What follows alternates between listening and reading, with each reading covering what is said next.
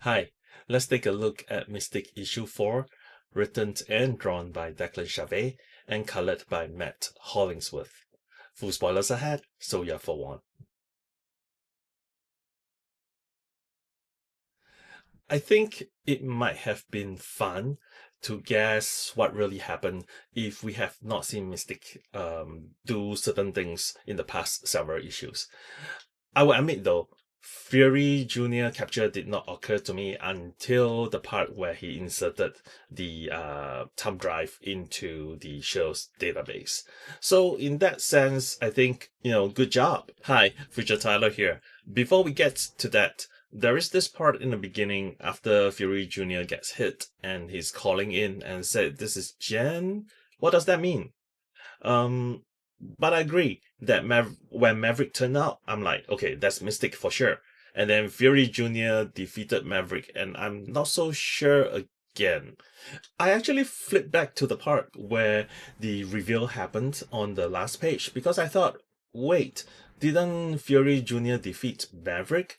So I was a little bit confused when Fury Jr. clearly won that fight in that first act. It is kind of a misdirection with a caveat. The scene in Fury Jr.'s office worked because the inner monologue of Fury Jr. applies to both him as a captive and Mystique as him in his office. Right, it is something that, for example, Hickman has used previously, and I'm sure other writers had as well, and also used in TV and movies where what you see on screen and what you hear in the narration are actually distinct and separate. I like that. Now, the caveat part. It would have been brilliant if not for the fact that we saw Fury Jr. won the fight in the opening sequence. So if we look back after the reveal, it still doesn't change that. So that, in that sense, that misdirection doesn't really work. Anyway, what I do not understand is how Mystique mimic the other mutants' powers. In the last issue, she got them because of Cortez, but is that supposed to be permanent? I believe it is. If that's not how Cortez's powers worked before, it is now. It is in the summary page of the credits page. But there is a problem. Juggernaut is not a mutant, and his powers are magical in origin. So yeah, I mean that is wrong.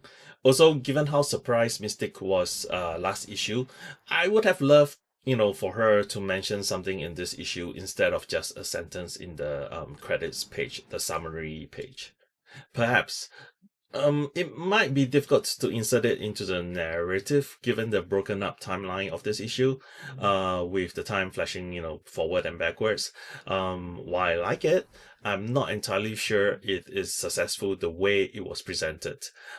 It might have made sense to reveal this structure right at the end with a page or maybe half a page telling readers that, we have been reading this not in the straight timeline by representing the events chronologically instead of like telling us right at the start of each scene. That is a fair point. Overall, I'm still left wondering what had and is happening between Mystique and Destiny, or why Shield is after Mystique, or why I should care. Because at this point, I kind of don't, which is a problem. I mean, I might change my mind when the miniseries conclude with the next issue, but it has been 4 issues, and I kind of don't care. I'm not sure if one more issue will change my mind. For me, I like that we are doing different things structurally, like with last issue telling the same story from a different point of view, and playing with like broken timeline and misdirection in this one. I just wish the story has a lot more meat to it than it actually has. As mentioned in our previous reviews, it appears Chavez just wanted to draw as many X characters as he wanted, and Mystic is a foil to do it. From Juggernaut to Angel to Cable and then Marrow. It is kind of fun. Did you notice that Shalvey duplicated the stance of Cable and Maverick with the throwing of the grenade?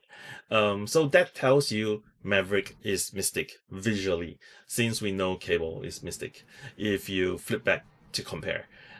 In general, I think there are some fun action panels in this issue, like the one with Juggernaut leaping through towards the Shield agents, where Maverick sliced Fury Jr.'s armor, and Marrow pulling a bone out of her elbow. Ugh, that looks painful.